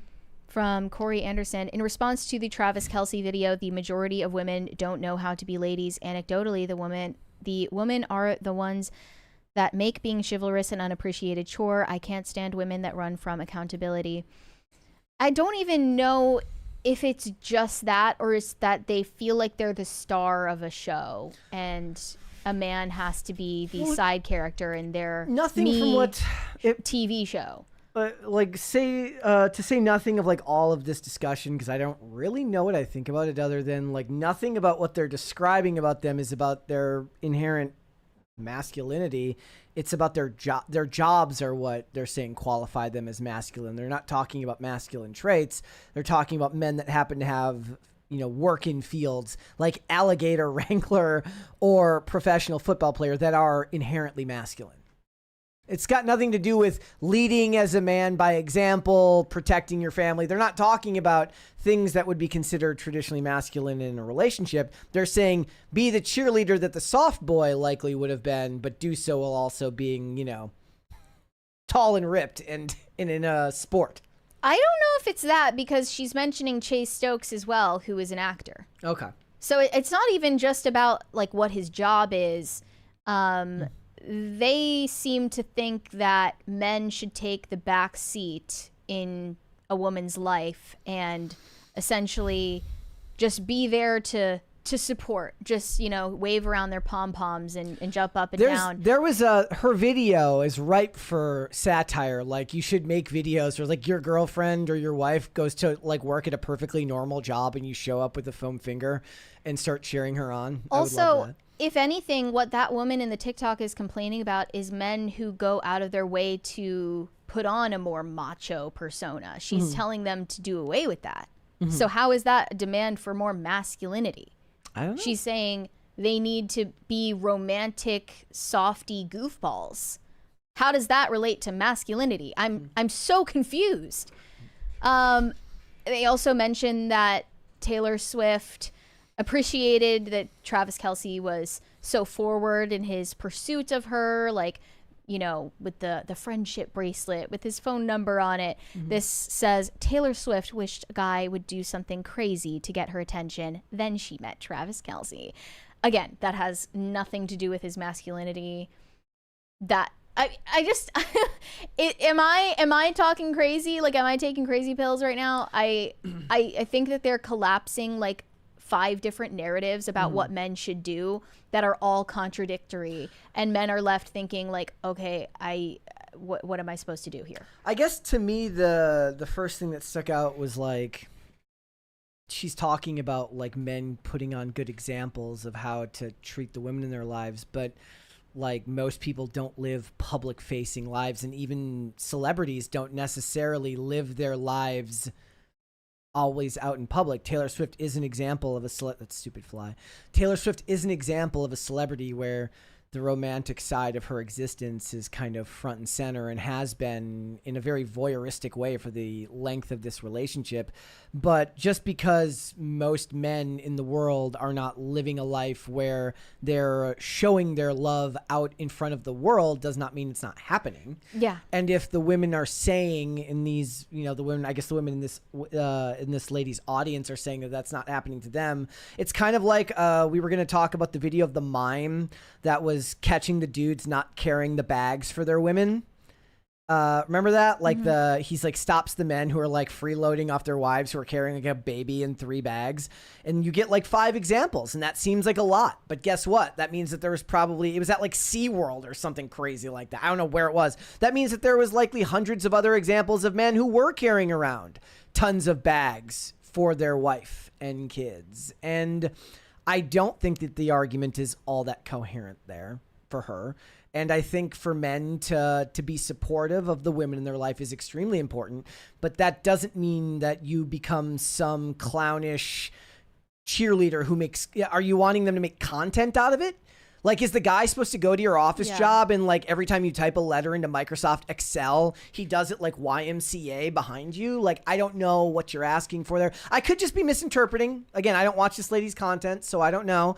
But I don't think that it means that there's a lack of existence of men who are supportive of their women. It's just that the gender wars have dictated that the stuff that gets people's attention is the stuff that critiques it, not the stuff that actually does it well. The only time the stuff that's done well is front and center is stuff like this, meaning like large scale celebrities. So it had to be the most famous woman on planet Earth who's dating a professional football player for it to show what they consider the positive side of these things. Otherwise, it doesn't sell. Otherwise, only the negativity sells. They're also completely ignoring the fact that Taylor and Travis are both PR-oriented people, and they are both equally invested in the performance that they're collaborating on, essentially, as a business venture. The timing of the engagement coming right before she does an album rollout and before the football season starts. 13th Do you boyfriend. think that they didn't put thought into that? Yeah. Like, it's just basically interacting with celebrity news the way that a toddler interacts with Cocomelon videos. Yeah. You really think that it's what it appears to be? The only part of these theories that I thought actually made any sense was the forever boyfriend argument, because there is nothing relatable about Taylor Swift's life other than her previous relationship in which she was dating Joe Alwyn. The guy basically strung her along for like the better half of a decade. She said in certain ways in her song lyrics that he wasted her time and didn't commit to her. And that is something that a lot of her fans actually can relate to. Hence the memes like this one that you sent me, all the guys in 3+ year relationships watching Travis propose to Taylor. Mm-hmm. That's like going to put the pressure on. Like, maybe women are going to see that and think, okay, I need to have a relationship that's oriented toward commitment as well. Also, like, let's face it, I'm sorry to be picking on this TikTok lady again. She's like, Taylor Swift is Travis Kelce is setting a good example for men. No masculine man is watching this aspect of her life. The masculine men that care about Travis Kelce care about whether their fantasy football league is going to do well or not.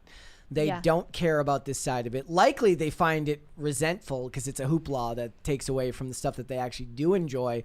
There are no men getting life lessons from something like this. I do think that celebrities getting married and settling down is a good thing. I don't really care to think about them as role models because I think that if you're looking for celebrities to be role models, you're setting yourself up for failure anyways. So it's not really about that. But the men that she thinks that this is going to reach, it is not going to reach. And by the way, like Travis Kelce is one of those nonchalant men who displayed the same exact behavior in his previous relationship. He was dating, I believe, a sportscaster named Kayla Nicole previously, before he was with Taylor. They dated for over 5 years, and he never put a ring on it. He was a forever boyfriend. He didn't, he wasn't the guy that he is now. So how is he supposed to be some kind of like model for that all men should follow? Yeah. It's well, very. I mean, you can change your behavior. But the whole meme about that is like he'll date someone for 5 years and then the next girl he'll meet and he'll marry her in 10 months because of taxi cab theory. Yeah. It's not the right person. It's the right time. But the tone of that TikTok and so many of these other takes is scolding, it's shaming, it's school marming, and it's telling you that your role, like you to do your best as a man, is to cheer on your queen, right? Which is something. Look, when a guy says cheer on your queen, when a guy has that type of tone with a girl that he loves, that's one thing. That's a dynamic that they formed between the two of them. And theoretically, it's because he honestly feels that way. But when he's instructed to do so by a woman, it's always going to come off as preachy and self-interested and a little bit self-obsessed. This is just super feminist. Yes. Like, I think that a lot of these takes, even from people who purport not to be feminists, are quite feminist.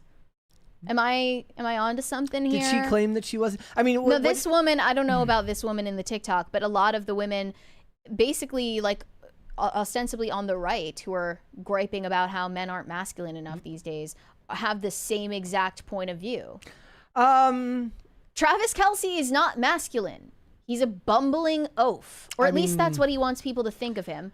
And that is part of the performance. Depends. I mean, that's going to depend on whether you have a traditional view of masculinity, being that he engages in a sport that is inherently physical and violent every single day for work. Look, having muscles and having CTE is not masculine. It doesn't make you a manly man. I mean, but the thing is, like, you're gonna have to, like, you're hitting a wall there where you're gonna have to get into a debate with the people who disagree with you there. Because he presents himself to be a simpleton who basically just goes along with whatever Taylor says. And they're not talking about the traits of, and I kind of agree with the part you said about how you've sectored off a bunch of arguments, because the same magazines would write separate articles about what they believe masculinity is, which would be, you have to be strong and willing to lead your family. You have to be willing to protect them at all costs. You have a role you have to be stoic. You have all of these traits that people, at least people on the right,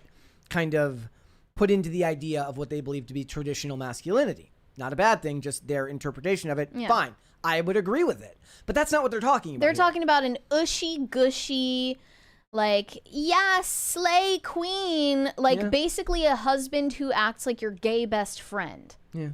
And no woman actually wants that. Yeah. They can say that they want that, and that's clearly what the TikToker was encouraging men to be, but they don't know what they want, and it's just a very misleading message, and it betrays a lot of narcissism. Okay, let's go to Super Chats. Greg Duvier said Mocha is going to be the maid of honor. I read from where? I don't know who you read that from, but you read wrong. Mocha will not be at the wedding, but it's not because I dislike Mocha. Toast won't be at the wedding either, and neither will Chloe. They gonna see the pictures though? They'll see the pictures All right. when we're done. Adam said, your go-to song for karaoke? I don't do karaoke. Have you ever? I've never. No, that's not true. I have. Oh, you have? I have. When? A very long time ago. When? 2010. Like, was it at a karaoke bar? Yes, I was. The only reason I remember the year is because it was when I was in Europe. Okay. That's the only. And I was kind of tickled by the idea that you did American karaoke at a nightclub or a restaurant in Spain. Well, what did you sing? I Want It That Way. Nice. I have never done karaoke, so I don't have a go-to. But that was, song. I mean, it was literally the meme, which is like, I would have to be so pass out, blackout drunk to do it, given my sensibilities, that it would never happen. You wouldn't do it now? No, I mean, because I'm sober now, so just no. I mean, that is kind of the point, is that you get a little loosey-goosey beforehand. If I had to do team building exercises with coworkers, it's bowling out every day. It's not karaoke. I would probably pick something Amy Winehouse. That's good. If I had to pick. But Would Amy Winehouse have been the Lana Del Rey of her time for karaoke? Maybe. I feel like she was. Yeah. She feels Lana coded, or I guess Lana feels Winehouse coded. Doing a Lana song in a karaoke bar would kind of bring down the vibe, though. Am I wrong? Probably. They're a little bit more somber. They're like, yeah. Corey Anderson said, Yellow Ledbetter is the best karaoke song. I haven't heard it. Brett, which Taylor Swift song will be for the first dance? There is Taylor Swift involved in the wedding, music-wise. I don't remember the name of it, and it's not a song. It's like a acoustic instrumental. Got it. But there will be no names. One, because I don't remember. Two, because it's not my place to tell you. You could ask you can go online and ask Olivia. Maybe she'll tell you what it is. But we're very excited. FN said, she's right. Don't like her. Listen. Why is that wrong? Say what? It's about Bella Ramsey. Don't like her. Listen. I don't know what that means. I'm loving FN in the chat, who's seems to fall down on the opposite side of the issue on quite a few of the people, so I appreciate it. It keeps the discussion going. Yeah. But I think he or she, might be a she, agreed with us about that the Bella Ramsey stuff was much ado about nothing. So Corey Anderson. Hold off on the rest. Okay. We'll come back. Let's move on. So there is an entire subculture on the internet of people who call themselves child-free. And they're some of the most unhinged people alive. They commune together on forums like Reddit and talk about how much they hate children, how much they hate parents for bringing children into the world. They hate their own parents for bringing them into the world. They're just bitter, hateful individuals. And they have a lot of hot takes to share. One of them is that children should not be allowed in a number of different establishments, including anywhere that has alcohol. This TikToker shared her opinion that children should not be present at the brewery when she is enjoying her millennial IPA and crying about her dating life. Here we go. Sorry about that. Oh, before we play it, we have a 20 from Robert Lenigan. As someone with muscles and CTE, I feel a little attacked. We're not attacking you, I'm my not saying that that's not masculine. I'm just saying that's not like the ingredient that makes you masculine is like being muscly. Yep. You know, it takes a little bit more than that. Here we go. You're not entitled to a child-free world. You're not entitled to a child-free world. Yeah, but you know what I am entitled to? A child-free brewery. Why are there 4-year-olds with iPads running around, tripping servers, carrying 6 beers when I'm trying to cry about a boy getting drunk midday? Why is your 5-year-old daughter playing Giant Jenga and ruining everything for everybody? It's Giant Jenga because it's for big people. You're a tiny little baby person. Go home and play regular sized Jenga. This is a brewery. This is where we go to get day drunk and cry and get hungover by 6 p.m. I don't think I'm entitled to a child-free world, but I do think we are all entitled to a child-free brewery. Okay. So, what are your thoughts? I mean, look, do the kids really need to be at the brewery? Like, I'm laughing because her point is stupid and it's filled with that weird like millennial nihilism that makes me want to roll my eyes. Also, you're like 40. You're not crying about a boy. You're crying about a grown-ass man who has gray hair. Yes. Just thought I'd add like, that. but it's like, first of all, it's not the baby's fault. It's the parents' fault. Well, she's calling out the parents. I know. Here. Then it's your job as an informed customer to go to a brewery that doesn't allow children there. Be like, hi, what is your policy on little gremlins? Are little gremlins allowed here? And if they say yes, then you simply move on. This is the free market economy. And then you go find one that's similarly child-hating, and you go to that one. Well, I would believe this isn't necessarily ideologically motivated had I not seen the caption, which says hashtag child free by choice, hashtag child free world. Okay. So she's probably one of these people who identifies as a child free individual. And they like calling themselves that because they're defying the term childless. No, I'm not childless. I'm child free. I have the ultimate freedom. I'm actually on an upper level of consciousness. I'm kind of looking for a brewery that has a daycare in it.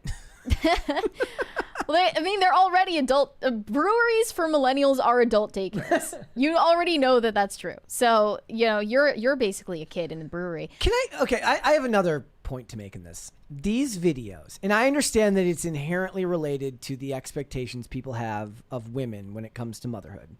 But I don't see as many of these types of videos from men complaining about children. It's always women openly defiant of what their expectations were as women that seem to get some type of charge out of being hateful towards kids. Maybe I'm just missing the videos. One thing that comes to mind is a video that was recorded by some guy who works at Barstool Sports. He was on a flight and they were on the tarmac and this kid was crying on the flight. And he's like recording himself like sighing and like pouting at the camera like, oh, this sucks. I have to listen to this baby crying. I hate my life. So it's definitely men as well.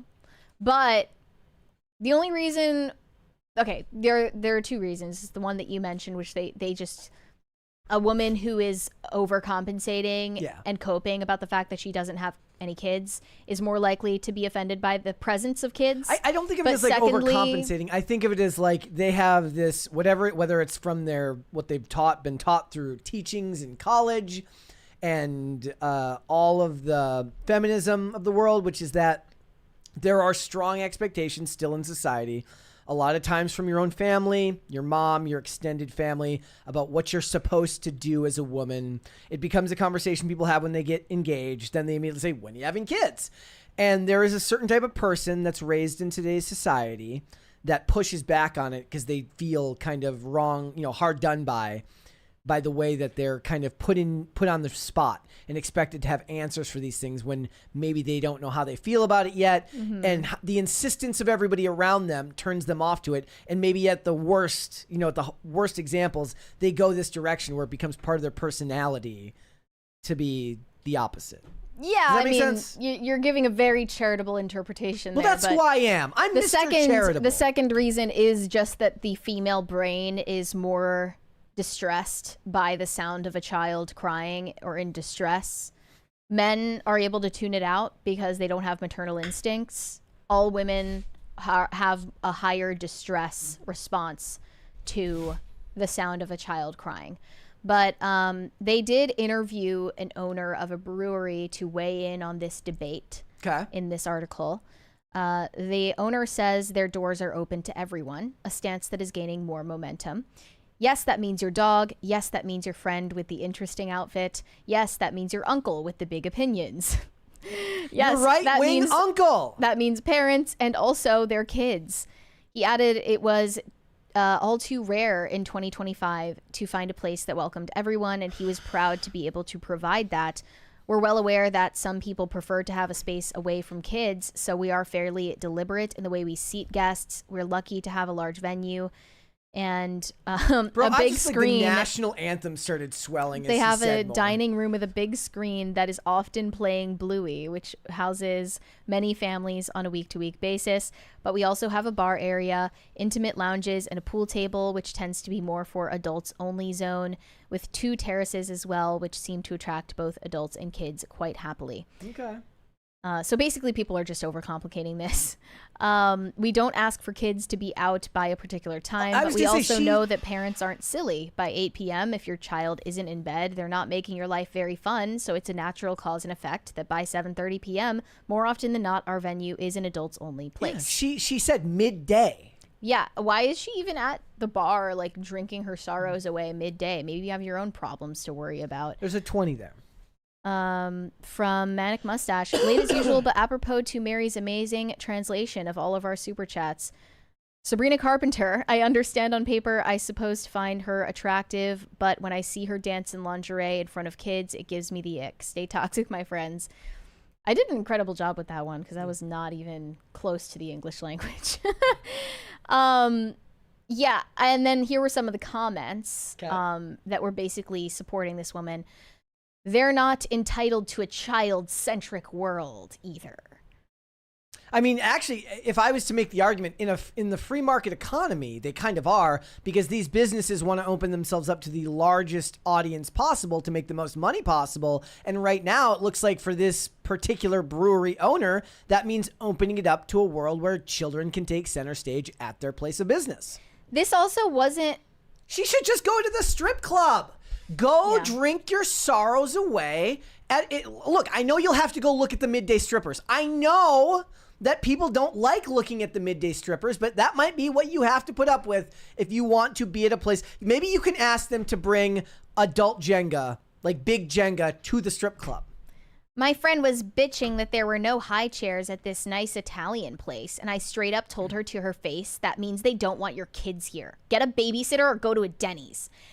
These people believe that if you're a parent, you should be a second-class citizen, like in society. Yeah, and she said, like, she like brags about saying that to her own friend. Your friend hates you privately. Right. Like, what kind of friend are you?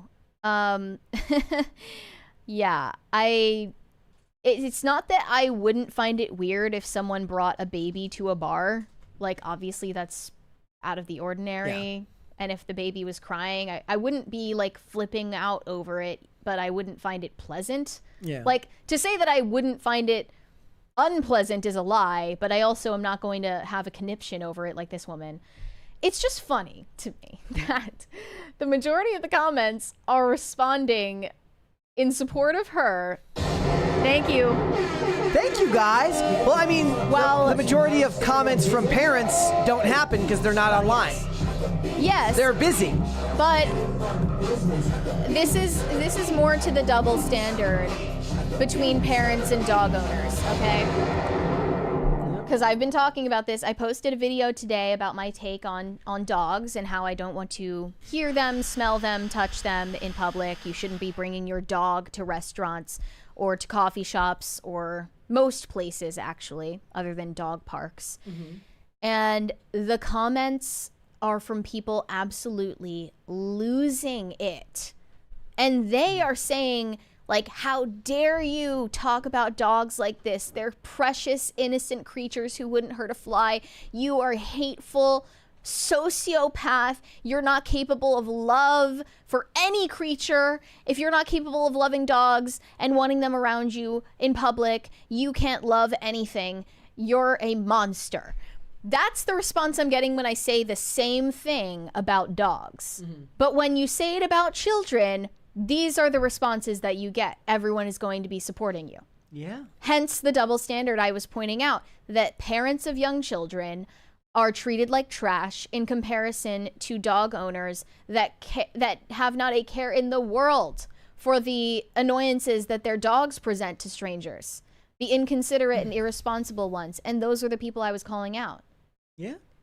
Yeah. It's just like it's clear as day that people hate humanity these days. Like, they hate themselves, they hate their parents, they hate this entire species. There is an anti-human sentiment to a certain part of the population now, for sure.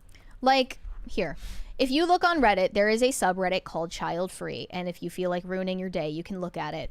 But here's one of the top posts. A friend recently told me, if you don't want children, then you should do something big with your life. No thank you. Freedom, sleep, disposable income, and peace of mind are big enough for me. Rant. Okay. I wish there were more TV shows with child-free characters. What? What the fuck are These you people are talking detached about? from reality.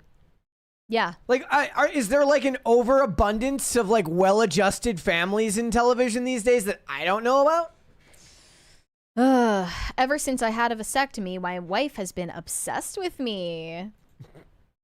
Here, another one. Well, I mean that. Okay. I'm not gonna make that joke. Stop making your child my problem. I manage an aquarium. I love my job because I worked with animals and get to educate people. The only part of my job I dislike is the entitled parents who bring their army of crotch goblins in. This is what they call children, crotch goblins. Entry is $50 for an adult and $35 for a child. No, it's not cheap, but the overhead costs to running an aquarium is also not cheap. On a daily basis, I have parents try to barter the entry price with me. Then when I say no, they say it's a ripoff and too expensive. And how do you expect me to pay $35 for little Johnny? Well, I mean, those parents are annoying. You can say that, and that would be a completely valid complaint about your job, that people are not willing to pay the price that's listed, but it doesn't hold any weight coming from someone who calls children crotch goblins, because you're insane. You're a lunatic. Yeah. Like, they have these disgusting names. They clearly, hate mothers. They're framing motherhood as this disgusting, degrading thing inherently. It's just like the absolute scum of society that exist on online forums like this. And unfortunately, they've breached containment zone, and now you have to deal with them in real life at the brewery. All right, let's go to Super Chats. Corey Anderson said, Mary, as someone who is doing it the right way, waiting until marriage for coitus, I would have thought you would have gotten married before Bort. What? You sent that twice, so I was But confused. thank you for that. I don't know what that means. Okay, I'm gonna just move on. I'm gonna assume that what you were saying there is congratulations on the wedding, Brett. That's what I'm gonna assume that he meant by that. Well, that's great. That's how I'm gonna interpret that. American Metal Mama said, tearing the A looks like it belongs on a tampon box. That's kind of what they were going for. Yeah. Shane H. Wilder said, the purity testing is so tired. My favorite is when they call you out for being stern. Okay, but even Jesus braided a whip and flipped some tables. Yeah, I think that there's more purity testing amongst Christians about who can seem the least judgmental than purity testing about, whether you're conducting yourself in a way that honors scripture. I don't see that. I understand, like, what you just said makes total sense to me because of like in mainstream public, that seems like what it would be. The purity test. But if your experience with Christians or Catholics is X, it's the opposite. It's not the people who are like bending over backwards to not appear judgmental. It's the people that are saying the opposite. But in the real world, you're probably 110% right. American Metal Mama said, Mary, don't hate me, but has anyone told you the actress Evie Templeton from Wednesday looks like she could be your weird little sister? I have gotten that comparison. I think you just told me about that recently. And I looked it up and I was like, Valid. Is this chick like related to me? This is crazy. Hold on, let's see if we can pull like it it's not 100%, but I was actually shocked. I've never seen an actress that looked more like me than this chick. What her name is Evie Templeton? Yeah, is it just the costuming or what? No, in general. Let me see like pictures of her outside of the show. Okay, so like outside of the show, she doesn't look quite as much like me. But in costume, I definitely see it. Okay. It's like not great lighting. I want to see like... See if you can find a better photo. No, but like I see it though. Yep, I do too. With the picture of her in the braids, do you see the picture of her from the show with the braids? Can you send it to me? Here. I'll send you a link. I definitely when you sent it to me originally, and I was like, yeah, I see that for sure. That article has the photo. Oh, that could be you. Zoom in on that. That's if I were wearing braids today, it would be like a side by side. Yep. That's literally me. That's insane. Yeah, I've gotten a lot of comparisons, but usually not to real life actors, more to like, cartoon characters. Yeah. Is that a good thing or a bad thing? I mean, it means you have is the idea then that you have like a surrealist type look to you? So that's very memorable? I've gotten comparisons to these paintings by, what is her name? Margaret Keane, I believe. I think she... Yeah, she paints people with like really big eyes. But no, I don't take it as an insult. I don't hate you. I think she's a pretty girl. Moon at Noon said $2 worth of Gongolian shillings, please. We'll get right on that. Yes. Corey Anderson said best Taylor Swift song is Begin Again. All That Remains should cover it. I don't know if that would really be like amenable to the genre, but I mean, I'm gonna always be. He said Style. To should have said no. If All That Remains does a cover of Style, I would be all over that. And you know what? Tim McGraw, all the way back to the beginning. The Zoomers who like Taylor Swift, like the young girls, they don't even know about her country music. Mm-hmm. They don't even know the half of it. Corey Anderson said in... I already read that one earlier. Shane H. Wilder, the lady doesn't understand the definition of gentleman. It's so superficial. A gentleman must know how to lead and to sacrifice. Yeah, not to be like a stupid, like, cheering, bumbling oaf on the sidelines of your super duper important life. You're not Taylor Swift. Why would anyone treat you like you're Taylor Swift? Is there going to be a discussion about whether he should have to sacrifice his career for hers? Well, he was going to have to retire early anyway. That was already built into the program. But, it's just... Why do you want to be the center of a man's world? Like, that's no woman actually wants that. This is why I think that like marriage and family, while they're great aspirational things, shouldn't be the end all be all of your existence. Because it's never going to fulfill you.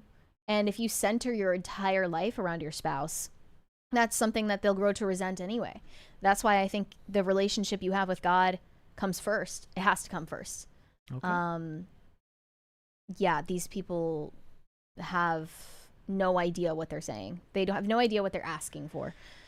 Kay sent $5 without a message. Thank you. Thank you. Pop Culture Junkie said, did karaoke once. Sweet Caroline got thunderous applause from a ridiculously drunk crowd. That sounds like a core memory. That'll be a hit. Yeah. Robert Lenigan. We did that one. That was the 20. Corey Anderson said, who cries at a brewery? What a loser. Yeah, I mean, I feel like if you're in the mood to get drunk and cry, you should probably like stay in the house. You're kind of killing the vibe for everyone else. Smoke Daddy 00 said, riddle me this. I represent 13% of the population in America. I listen to music that rhymes and I commit half the crime in America. What am I? You're a juggalo. Video game players. Pop Culture Junkie said, Brett, congratulations on your upcoming nuptials. I wish for you a joyous, stress-free wedding and a marriage for the ages. Safe travels. It will absolutely be a marriage for the ages. Stress-free weddings in this day and age seem almost impossible, but the point is if you're marrying the right person and you're extremely excited to begin a life together with someone, then the stress doesn't matter. It's all Are you nervous? No. Not even in the slightest. You know what? This is how it should be. Everyone else stresses out about how to pull it off for you. Yeah. You just get to be there. I had a moment the other night where it kind of became a bit more real than it had already been. But there isn't a doubt in my mind. I'm not nervous about it. I'm maybe more nervous about like trying to read off a sheet of paper. Well, that's what I mean. There are things about it. There are things about the process of the wedding that I find a bit nerve-wracking. Mainly like having to read without stuttering. Odd given my job, isn't it though? But in general, no, I'm not nervous about it. I'm very excited. My best tip for you is to pause as long as you need, because in public speaking, when you pause, people don't like feel like it's as long of a time as you do. Yes, it's like in your own mind, it's like, oh, that was forever. Yeah. And I mean, that happens like if you so if you're ever on IRL, like one of the things they talk about is like you don't want dead air, and it always seems worse to you than it does to the people that are watching. Now it can go on too long. Yeah. But like there was a time like cuz like Phil's job as second chair is to make sure that there's no dead air. Right? I was filling in for Phil one day, and Tim went off on like a rant about like 3D printed AI cheeseburgers. And there was like a bit of dead air, and I was like, nah, I'm not filling it. We earned this dead air. 3D printed cheeseburgers. 3D printed AI cheeseburgers. It's the future. Everyone's talking about it. I am very sure that dead air was deserved and earned, and I wasn't gonna fill it. Do you mean that Tim just probably shouldn't have ranted about 3D printed AI cheeseburgers? I'm just saying that like it was framed in a way that I didn't have anything to say, and I didn't know it was. I gonna be like, well, is that gonna be a McDonald's 3D printed cheeseburger or a Burger King? I didn't know what to say. Wait, do you mean when he was talking about AI and I was on as well? I think you were there. Oh, and like okay. we just kind of like I just didn't say anything, and I'm like I don't know what to say to that. Yeah, same. Yeah. That was quite the was, moment. and that's not one that that doesn't happen very often. There's not a lot of dead air there, but I had nothing for it. Yeah. Greg Duvier said she looked like someone who drinks too much. Talking about the TikToker, the lady, the lady at the brewery. The brewery. Well, I mean, which she admitted to. Yeah, that's that's her own problem. I guess when you're a comedian, you can drink at the brewery in the middle of the day, and it's fine because you don't have a real job. Jesse Graham in the chat says that's why he keeps Ian around. Yeah, that's true. Ian would know what to say about 3D printed cheeseburgers. I wouldn't. Yeah. He'd be talking about AI. He'd be talking about like AI intermittent fasting. Yeah, probably. I wouldn't have been able to do that. I would have not known what to say. I feel like a conversation between Ian and Machine Gun Kelly would go hard. Really? What would they talk about? I think about lentils, and they would love to talk about like aloe water, mint tea, yeah, and like kimchi and bone broth and all of their health hacks. But the thing is, I think that Ian's talent is that he could do that with just about anybody, because he has a personality that's so unique that, so there's a certain type of personality, whether it's because it's of their shtick or it's absolutely who they are, where when they enter a room, the discussion forms around their style. Ian is that type of person, and I think one of the reasons he works so well on Timcast is because Tim also has a strong enough personality that he commands the tone of the room, and Ian's personality is so strong that he can veer the tone of the room to another direction at the most random of times, and I think that that's a magical formula. But for Ian, most of the time, whatever room he's in, he's gonna decide the tone of the discussion. And Ian is a fantastic listener. Ian is on IRL tonight, actually. Let's go. For those who are interested, do we have any Rumble rants? There's here? none. There's not. Nobody's ranting over on Rumble. Nobody's ranting over on Rumble. I did see people are having discussions over here. Smoke Daddy said, "Nice try. The answer was ninjas." Oh, I didn't know those still existed. I didn't. Are there such a thing in current year anymore? Do you remember Ask a Ninja? Mm-mm. You don't remember this? This was like 2006 YouTube. Okay. This guy had a channel called Ask a Ninja where like literally he just dressed up as a ninja and answered questions. That's so early YouTube. I know. And he had like a theme song. It was awesome. That's amazing. That was like some of the first YouTube content that I was exposed to, like when I learned what it was. And like my family would get around the computer in the computer room. In the computer room at the house. No laptops. You had one computer that just sat there. Yeah, and we watched Charlie Bit My Finger and Ask a Ninja and just thought it was like, this newfangled YouTube thing is pretty cool. Got some pretty unique stuff. It wasn't even called content yet. Got some pretty unique material over there on the YouTubes. We have a 20 from Liam D.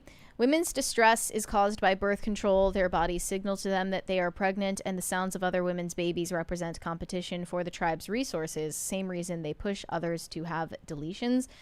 I mean, I believe that could be part of it, but there's no getting around the fact that women have maternal instincts even if they're not mothers. So, yeah, hearing a baby crying is far more distressing to the average woman than the average man just for that reason alone.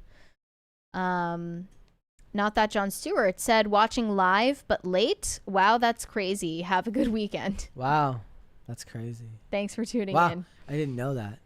Red Snow said, off to rehab. Wish me well. See y'all in a month. I can't tell if you're being serious, but if you are... He's just unsubscribing. If you are being serious, I wish you the best.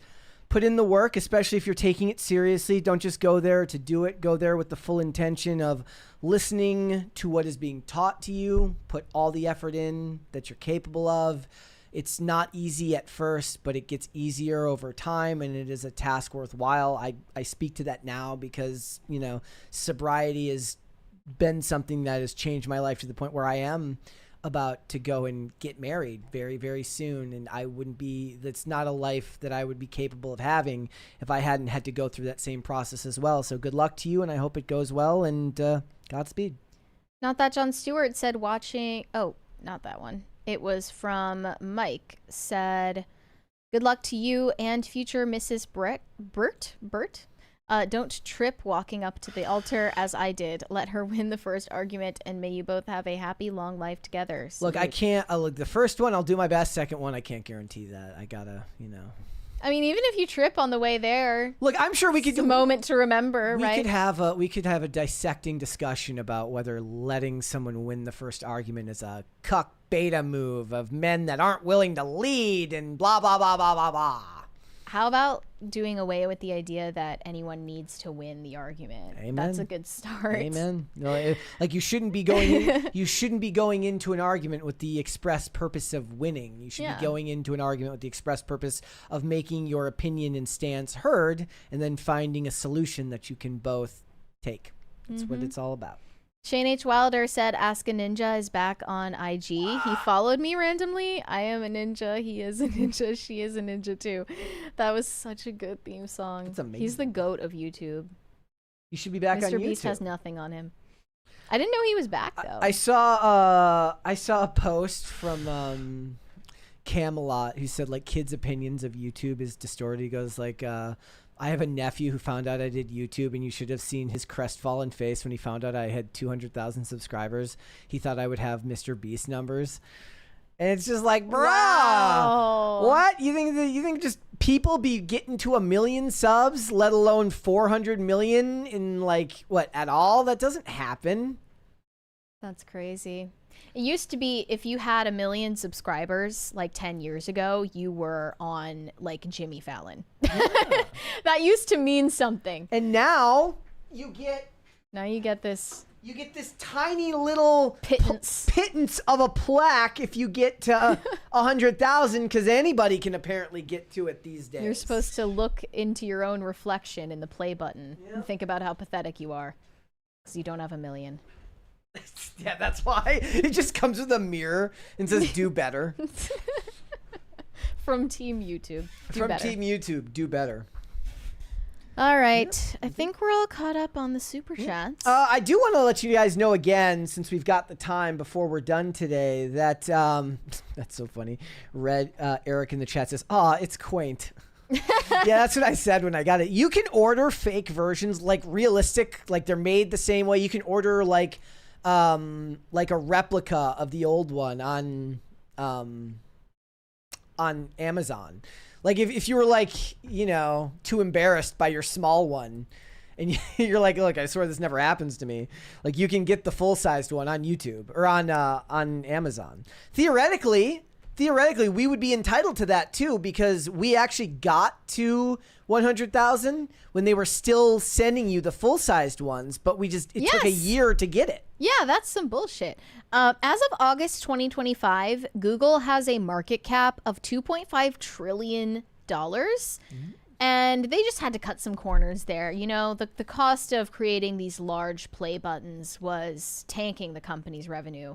So we have to pay the price. Yep, it's not our fault. But to be fair, YouTube, I learned this because Tim talks about it. YouTube operates on a loss. Yes. So. Yeah. High Voltage 75 did send us a rumble rant. He says, "You taking Labor Day off, you bunch of commies." Yes, we are. Yeah. Wait, is Labor Day communist? Is it? I mean, I guess it is celebrating labor. What? Let me see. I know International Women's Day is supposed to be a Marxist holiday. Yep. Okay, Labor Day is attributed to Peter McGuire and Matthew McGuire, co-founder of the United Brotherhood of Carpenters and American Federation of Labor, credited with proposing the idea of Labor Day in 1882. Okay. I mean, Labor Day would be sweet if what happened was like no businesses shut down, but all the people on welfare went and filled in for the day. That would be great. We could have a couple of randos fill in for us on the podcast. How would that go? That would be amazing. I would love that. I think that the crisis actors would actually probably like them better. Yeah, probably prefer it. I do want to give you guys another heads up. So I did watch. I posited the question on Wednesday night. I started watching the Terminal List prequel Dark Wolf starring Taylor Kitsch, and I really, really enjoyed it, but I was like falling asleep when I was watching it. And I was like, this is good. Do you guys want me to do a review? And I did get a decent amount of people who were like, yeah, you should do a review. I did watch all 3 episodes. I think it's the best of the dad TV that I've seen in recent years. It's certainly better than Reacher season 2, but I did a review, and that will be up at 8 p.m. tonight, which you should go and check out. I took a lot of work, but I cut the review down. I did not talk for 20 minutes like I normally do, rambling about random points. In fact, when I was done, I had that heartache moment where I'm like, I meant to mention this.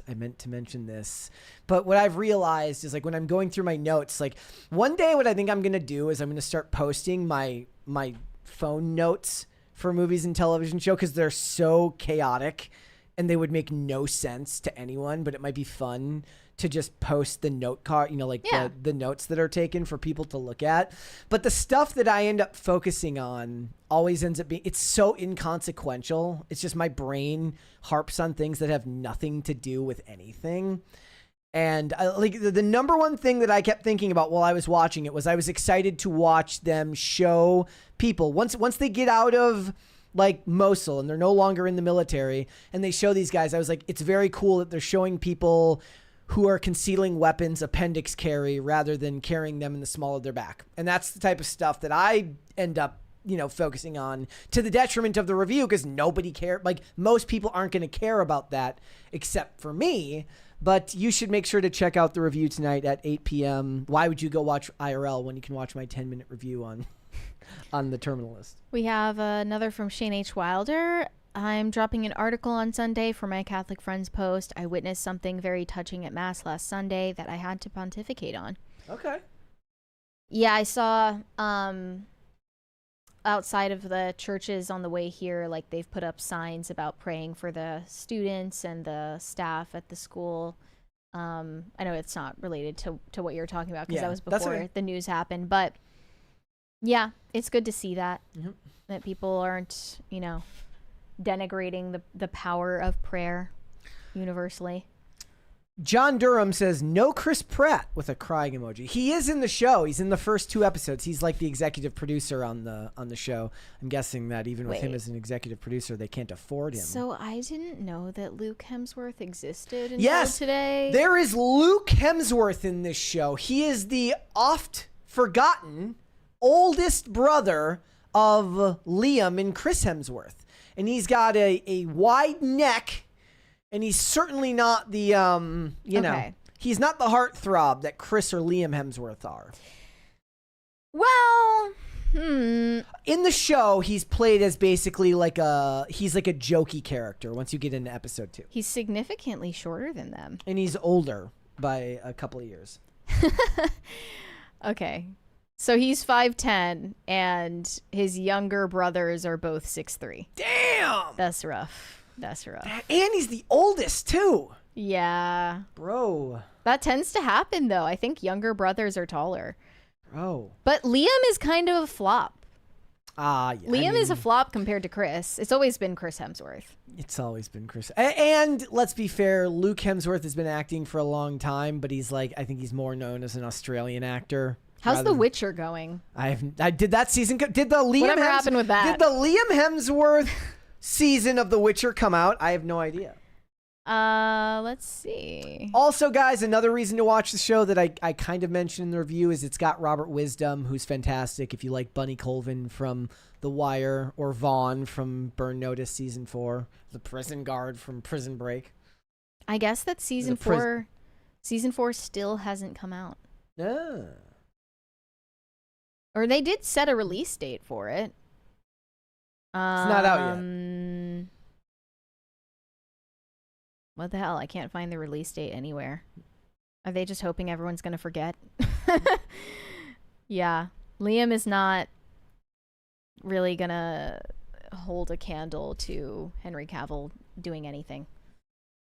But I wasn't a fan of The Witcher anyway.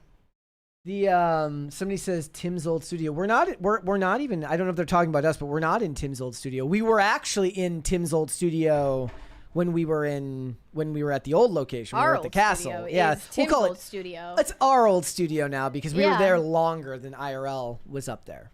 True. It becomes our studio at that point. There are many legendary people that set foot in there. You know what I found the other day? I found all the dollar bills, all the $100 bills that got signed. Oh, good. I saved them.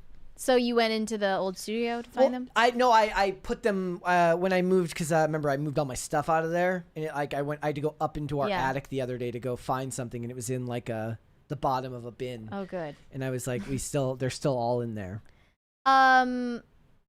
Did you move all of your stuff out of the castle? Yeah, it took forever. Yeah. And then poor Raymond had to clean that room out because there was a whole bunch of stuff in there that had to go that wasn't even mine. And it was just because other people had been there was 7 garbage bags of stuff that had to be thrown away. Yeah. And then I moved out 5 bins. And the thing is I was like, how do I even have that much? It doesn't feel like you own that much stuff. Yeah. But you do. I need to go through my own spring cleaning in the winter now. When I moved out here, because I didn't have a car at that time, I flew out here. I basically threw everything. I kept 2 bins of stuff that I left at my dad's place, photos, family photos that my mom had left me, and my old video game systems that I just wasn't. My N64, my Sega Genesis, Mega Drive, and then my NES in the games, and that was it. And I threw everything else away except for one suitcase, one duffel bag worth of stuff. And now it's been 4 years since then, and I have a whole new room full of stuff that I don't need most of the stuff. I'm always desperate to kind of. What do you mean? I mean, what was all the stuff that I have now? Well, it's you have. I bought stand up neon lights because I had streaming space in that room there. I had new studio lights. I had a TV. I had bags of clothes that I bought, didn't necessarily some because I buy 2. I used to buy when I had money. I bought 2 of everything so that I could have one for skating, one for not skating. So that you don't have to. Sometimes when you scrape on the ground, it's dirt can't come out. It's literally the wash can't get it out. So you just end up. I found the pillow that I got for Secret Santa, the Care Bear pillow that I got. I kept that. It's sus as hell, but I kept it. Sentimental value. It's, it would feel rude to get rid of it. So you end up with stuff. I bought the it's not a blanket, but it's basically a Snuggie, and you bring it with when you go camping so that you don't have to carry a blanket, but it's it can seal like a cocoon. Oh, nice. I used it for one day and I'm I hate this. Why did you buy that? Because I thought I'd like it. You're not into camping. Well, no, it's not that. It's you can use it in lieu of a blanket. Why though? Just because you felt like it? Because the blanket always gets like tangled up at night. And then like you get like, have you ever been, is it ever like 2 a.m. and like your blanket is all a mess and you're like half asleep trying to fix it and you can't fix it and it's actually kind of like a waking nightmare? No. Well, I have that happen to I me. don't move much when I'm sleeping. I think that means you're not a very sound sleeper. Shane H. Wilder said, pray for those at Ascension. The article is actually about an old woman in hospice being brought to what could be her last mass this side of heaven. Brian Bledsoe said, midday strippers, the graveyard shift of strippers. Yeah. Correct. The tonal difference between those two super chats is crazy. Somebody asked, Brett, how did you come to work there? How did Tim find you? The internet. Instagram. Tim likes to buy Tim is a big fan of targeted Instagram ads, and then he somehow found my skating content. But you weren't like advertising. You just came up on his page. At that time I was posting 2 videos a day, at least 1 video every day, and I skated every day. During COVID for 2 full years. And, when you post every day, you make it onto the For You page of people that are looking for that type of content much, much easier. It's not like that anymore. I get like no views on content anymore because I don't post every day. How often do you post?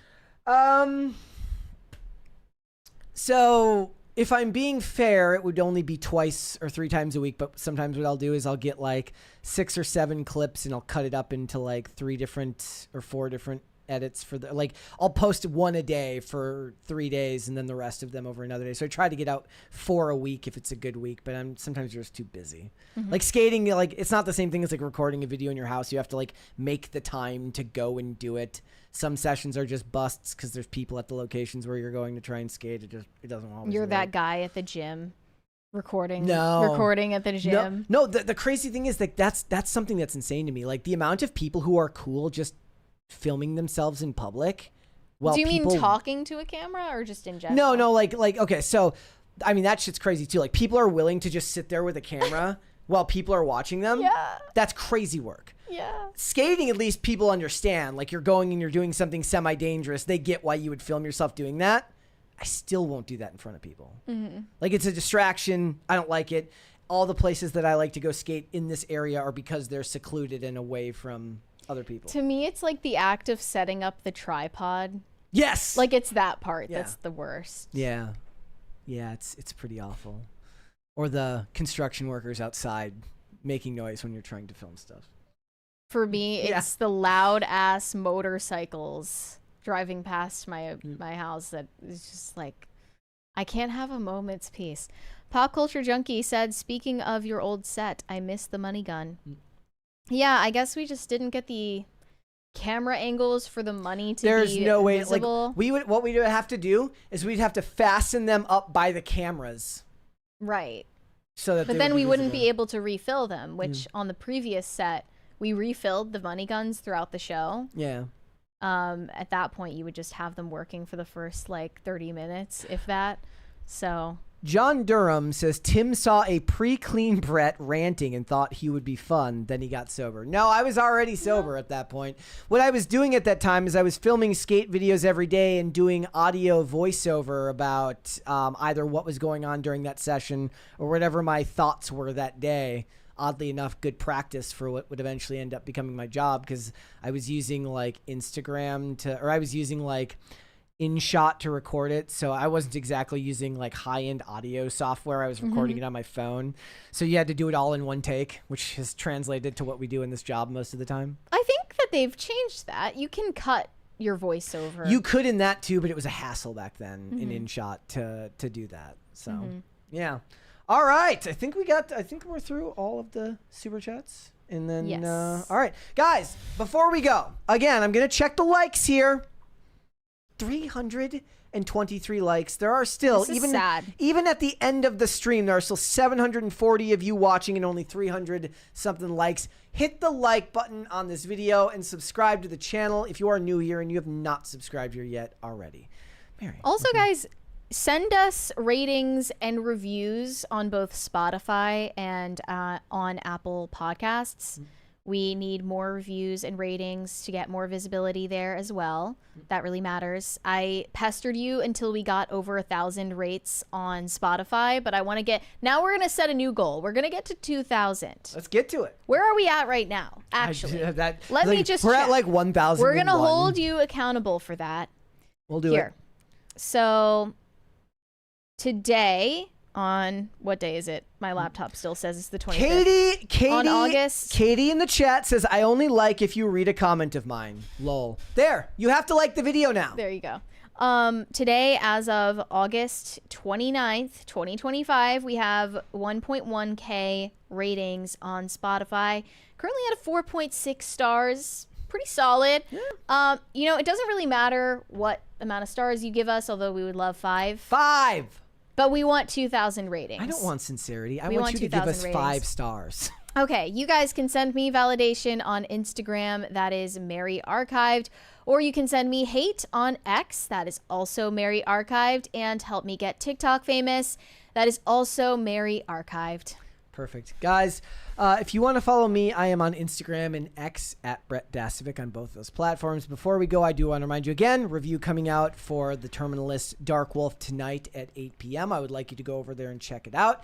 I think that if you're into dad TV, if you like shows like Reacher or you like shows like The Terminalist, the original, I think you will like it. I think you'll like the review. It is spoiler-free for the most part, so I think you can enjoy that. I do want to give you a heads up that next week I will be here. So we're off on Monday for Labor Day. I will be here on Tuesday for the show, and then after that I will be gone for the rest of that week and the week after that, because I am in fact getting married and then going on my honeymoon. And I want to thank you guys, all of you who have been around since all of this has started, and let you know that I will be back after that. I'm not going anywhere.